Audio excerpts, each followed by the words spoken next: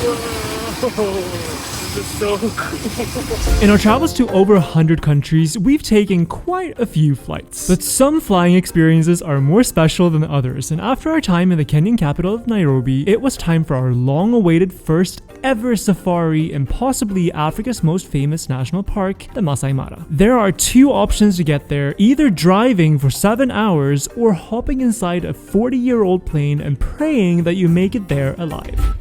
Good morning. We're about to head on a little adventure.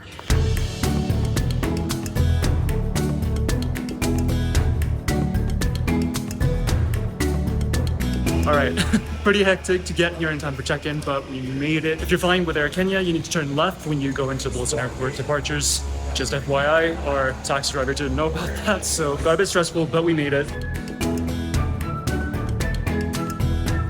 So today we're flying out to the Masai Mara, possibly the most famous place in all of Kenya. And it's also shared with Tanzania. Of course, it's our first ever safari, or at least real safari. So I think that's going to be a nice contrast to the time that we've had in Nairobi so far. If you haven't seen our first two videos from Nairobi, you should check those out. Also, we knew about this beforehand, but we weren't exactly sure how it was going to work. But you can't fly on these small planes out to the bush with any hard case luggage, so everything needs to be in soft cases. So luckily we brought those along. You can also purchase them for a fee, it seems like, about $20 for like a soft bag. So when we got here, we had to repack everything into those soft bags, and it can't weigh more than 15 kilos per person. So that's the luggage limit. So I feel terrible today, so sick.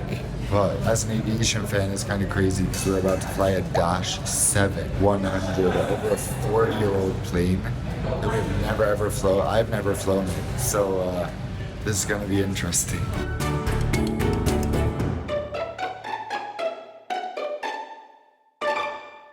So today we're flying to the Kikorok airstrip, which is, I guess, sort of right outside of the main Masai Mara reserve. And here's the border with Tanzania. So actually the larger portion of the national park is on the Tanzanian side, but today we're going to be going here. Time to board by simply walking across the apron up to our dashing bird awaiting us. Perfect, found our plane.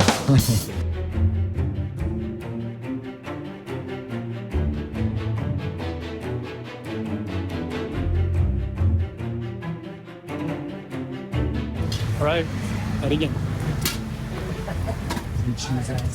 Yeah, it's free seating, but let's occupy the front seats. Okay, thank you. Wow. Oh, Bags on the it looks so cool on the inside. It's actually, it looks pretty modern, I must say.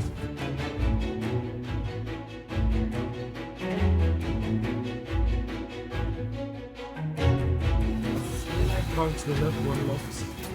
at this. This is crazy.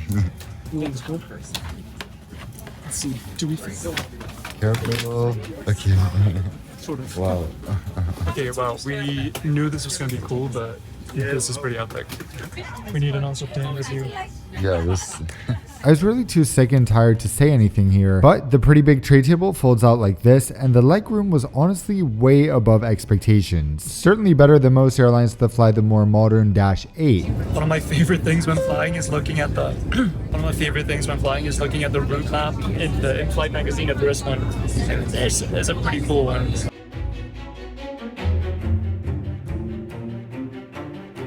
Alright, we decided to sit in separate rows so we both can have window seats. Today we are going to make 2 stops in the Masai Mara. Our first stop will be Kikorok Airstrip. Our second stop, Mara North Airstrip. Our estimated flight time will be 35 minutes, cruising at 12,000 feet above sea level. Your seatbelt is fastened, adjusted, and released as demonstrated. Here we go.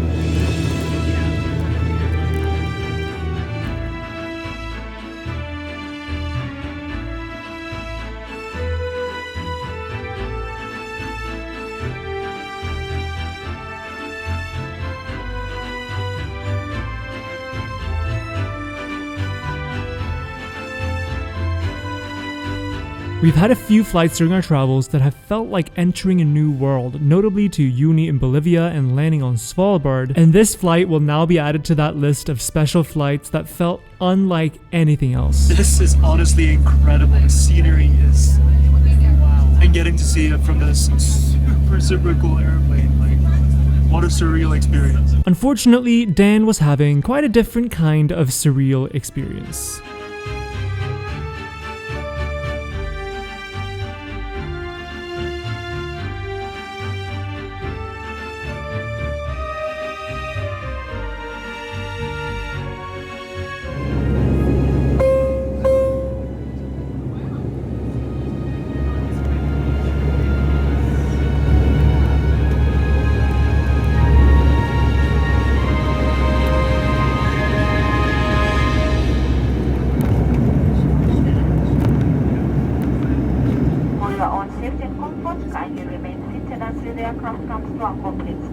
We just landed on dirt. I can't believe that just happened. Takeoff. Yeah. Whoa! This is so cool.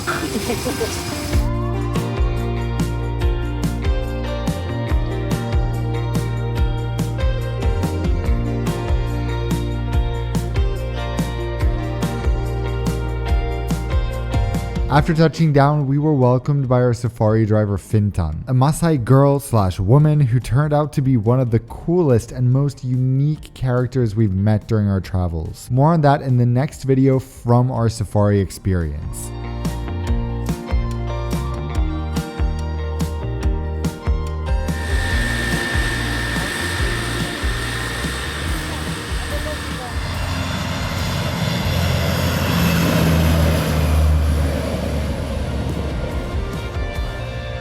Okay, this is gonna sound so stupid and like, you European coming to Africa being like, ooh. And yeah, my voice, I'm just trying to avoid talking today because I sound crazy. Like Oskar and I always talk about how much nature makes us happy and relaxes us and just feels like where you're supposed to be. And when you look out here, it just feels like I get this really like satisfying feeling that this is like where humans are naturally supposed to be, not necessarily exactly here, but in these types of environments. Like, we're not supposed to be in big cities surrounded by skyscrapers and cars. We're supposed to be surrounded by bird sounds and just see the hills and the greenery. It's just like, this is what fills your soul. And my God, I'm so excited to be here. And this is just making me think like, okay, Oskar and I need to move to some countryside village eventually and just live our country life that we know is what makes us happy.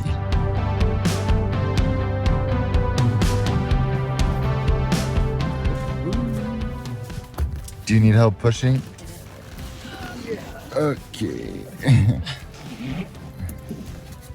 It's a bit heavy. Sorry about that. Wow. We started the 45-minute drive to the hotel from the airstrip, and already on this short drive, we got a nice little taste of what we were in for on our safari. Pretty cool. Can't lie. We see our first animals over there, the giraffes.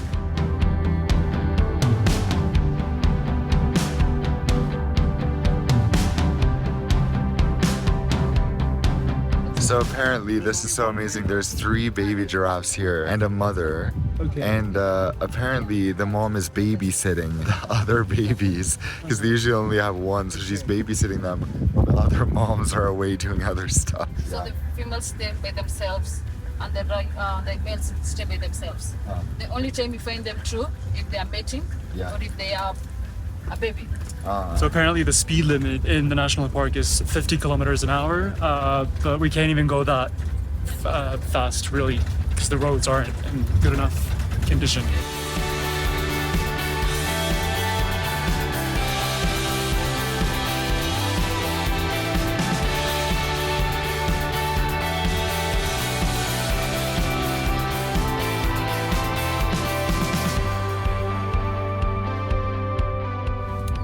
That was a dead black mamba, just casually. Just on the drive from the airstrip to the camp, we've already seen so many cool animals. If you want to see more from our safari, stay tuned for the next video or watch it right after this one if it's already out, depending on when you watch this. But first, let us show you the hotel, the first ever safari hotel bookable with points. Stick around to the end after the room tour to learn how you can stay at this place or other luxury hotels using points wherever in the world you live.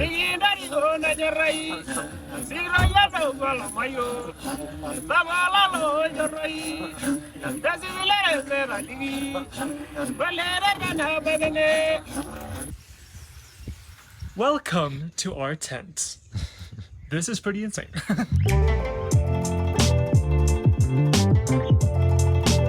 The main reason we've never done a real safari before is it's generally super pricey, at least if you want a nice experience. You get what you pay for out here on the savannah, and we wanted to save it for when we didn't have to rough it up too much. The first thing I want to show you guys is our new names. We will, from here on out, not be called Oskar and Dan. We are now Oskar and Danippo. Danippo. That's gonna be your new nickname, just so you know. I love that they call this a tent, by the way. It takes the definition of a tent to a new height. Let's just see that. Oh, so maybe this is what makes it a tent. I think there's another roof on the outside though, so it's not just this, but you know, I think it's pretty funny that she was like, you know, we like to keep it all natural. We don't have a TV, we don't have all that. I'm like, natural is a bit of a stretch. Here's the bed. Really? It is, yeah. I don't know what else to say about it. It's stunning. Apparently in the evening they take down the net and everything, so we get like a cozy little canopy in here. Over here we got a desk. There's our luggage over there so you can't see it. The whole hotel is all inclusive, all the meals, the mini bar as well. Not that we drink, but there's gin, whiskey, and what is it even called? Wine. And there's beer, as well as soft drinks. And over here we got the bathroom. I love that everything is in wood, by the way. It feels so nice, and it smells so nice in here too. Yeah. It actually smells a bit Nordic, because a lot of our stuff in the Nordics Yeah. are made with wood. Two Beautiful sinks. two sinks. You know, that's a lifesaver when you're two people that like to fight over the sink. Well, first of all, here's the toilet room. Not much to show, but it exists. Here's a pretty cool part though. And here we got shower number 1. Out here we have shower numero 2.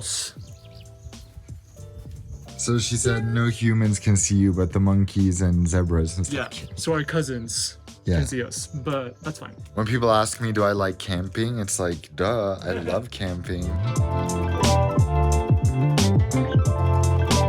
So this resort is about $3,000 a night during low season. It's definitely one of the most expensive places we've ever stayed. Of course, we've never paid anything close to this in cash, but I redeemed points, and this specific stay was like 25% of the full price, considering the price to buy the points. Guys, this video does not have a sponsor, so instead we want to take a second to talk about how you can learn to stay at luxury hotels like this and fly in premium cabins for a fraction of the price. Many of you probably know that in addition to this channel, Dan also has a much older and bigger channel about aviation, premium cabin flights, and miles and points. I've been gathering expertise in this field for over a decade, and the time has come to share my tricks with you guys in a more structured format. I've put together a free Points Master Starter Guide available at the link in the description. This will get you started learning about how to use points to get these kind of luxury experiences for a fraction of the price, and you don't need any prior knowledge, you don't need credit card points, and it doesn't matter where in the world you're based. After 9 years together, I can confidently say that Dan is a points expert on a level above anyone else I can think of. Thanks to his knowledge, we are able to travel the way we do, flying in premium cabins often and occasionally staying in luxury properties like this at an affordable price. Again, the link to Dan's free Points Master Starter Guide is in the description.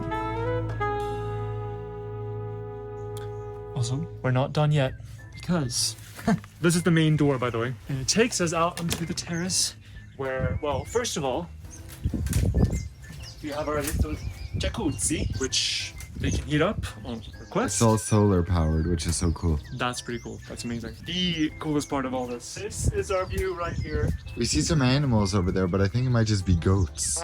Do you think so? Yeah. Sometimes the zebras will come up here and like drink in the river, but apparently there's crocodiles inside. So that makes me a little bit like, Do you want to go for a river swim? maybe we'll do one of those, like we'll jump across the river like on top of all the crocodile heads, you know?